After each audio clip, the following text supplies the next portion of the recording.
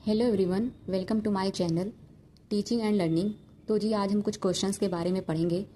पहला क्वेश्चंस है, निम्नलिखित में से कौन सा बंदरगाह पोडेकू के नाम से the Periplus of the Erythraean Sea के लेखक को ज्ञात था?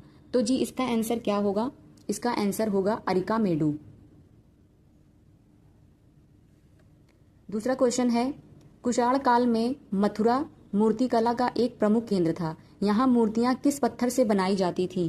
तो यहाँ पे जो मूर्तियां थी वो यहाँ पे इसका आंसर जो होगा वो ई होगा, क्योंकि यहाँ पे जो मूर्तियां थी वो लाल बलुआ पत्थर से बनाई जाती थी। इनमें से कोई भी सही आंसर नहीं है। उसके बाद थर्ड क्वेश्चन है, ट्रेफल्गर के युद्ध में नेपोलियन बोनापार्ट निम्नलिखित में से किससे परास्त हुआ था? मतलब किससे हारा था वो? तो इसका जो आंसर होगा उसका आंसर होगा ब्रिटेन से वो हारा था।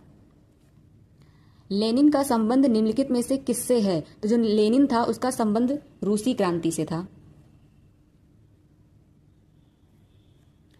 फिर नेक्स्ट क्वेश्चन है, वाटरलू की लड़ाई निम्नलिखित में से किस वर्ष लड़ी गई थी? तो वाटरलू की जो लड़ाई थी वो 1815 में लड़ी गई थी। चोल प्रशासन में पडिक्कावल से तात्पर्य है? तो जो चोल प्रशासन था उसमें पडिक्कावल से तात्पर्य इन दोनों में से कोई नहीं है। आगे देखते हैं ऑप्शन। जो सी आंसर है ये सही होगा। ग्राम सुरक्षा के लिए दिया जाने वाला कर था। फिर क्वेश्चन है, निम्नलिखित में से कौन सी लिपियां अशोक के अभिलेखों में प्रयुक्त की गई थी? तो अशोक की जो लिपियां थी वो ब्राह्मी भी थी, अरमाइक भी थी। तो इसलिए ये इन दोनों में इसका आंसर आ रहा है, इसलिए इसका आंसर जो होगा वो आंसर डी होगा।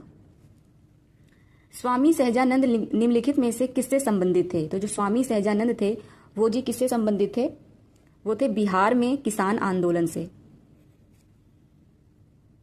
दिल्ली सल्तनत काल में मसाहत शब्द का प्रयोग भूमि माप के लिए किसके शासन काल में किया गया था? तो इसका जो आंसर होगा वो होगा अलाउद्दीन खिलजी। Thank you.